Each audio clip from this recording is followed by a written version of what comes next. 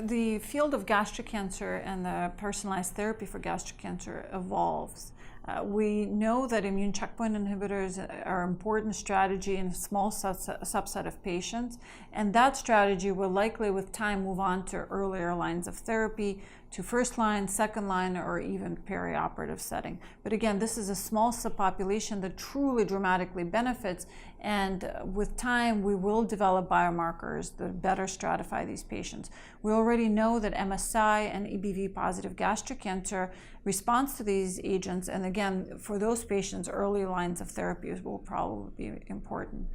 Ideally, repeat biopsies and biomarkers are important to help us stratify and characterize these patients for targeted agents such as HER2, MSI, and PD-L1 biomarkers that are all validated biomarkers now in gastric cancer. So we have 3 tissue biomarkers that are important: HER2, PD-L1, and MSI. And repeated tumor biopsies have been shown to be important in HER2-positive tumors to assess for loss of HER2 and arising of secondary alterations. But understandably, these biopsies can be difficult to obtain. And also, they give you somewhat of a static nature of the tumor in one time point, in one tumor location, and can be difficult to interpret.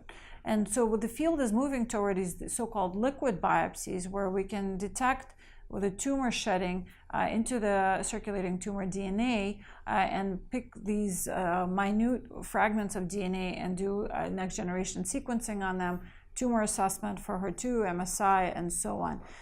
This is a field that's rapidly evolving, but our data suggests that up to 70% of metastatic disease sheds quite a bit of DNA into the bloodstream. So it would be important to test this further in a randomized or prospective fashion, but we know that this is an important strategy and an important tool in the future drug development for gastric cancer.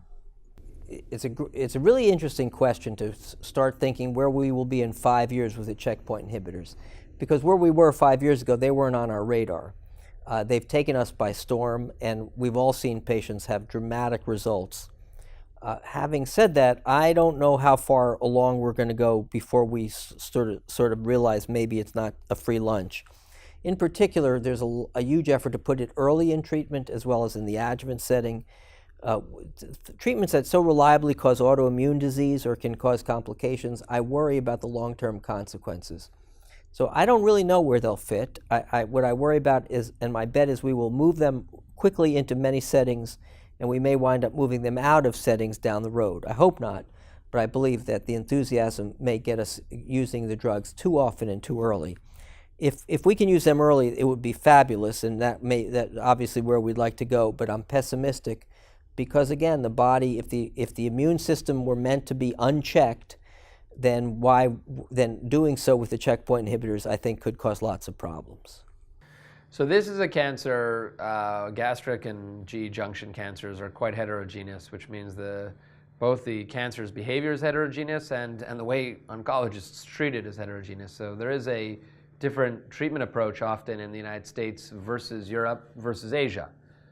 Asia, where gastric cancer is one of the most common malignancies and everybody has a lot of experience with, is treated typically with a very aggressive surgical approach, and they have aggressive screening programs there. So they encounter a very different kind of disease than we do in the United States and Western Europe.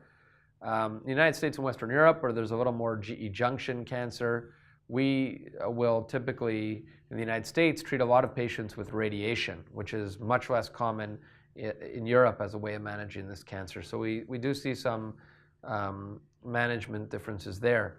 The United States in particular, many of the studies with GEJ have involved neoadjuvant chemoradiation approaches or even adjuvant chemoradiation approaches, which are not routinely done in Europe to the same extent. Beyond that, the chemotherapy regimens are very similar now, I would say. There is a tendency in the United States to use FOLFOX, which is more of a standard chemotherapy regimen in the United States, as opposed to 5-FU and cisplatin or capecitabine and cisplatin, which is perhaps a little more common in Europe. But besides that, the chemotherapy differences have are very similar. And we used to use anthracyclines were much more common in Europe than they have been in the United States, but those have become much less used recently based on the recent data. So there are some nuanced differences certainly between the United States and Europe, but overall the management in many respects is quite similar.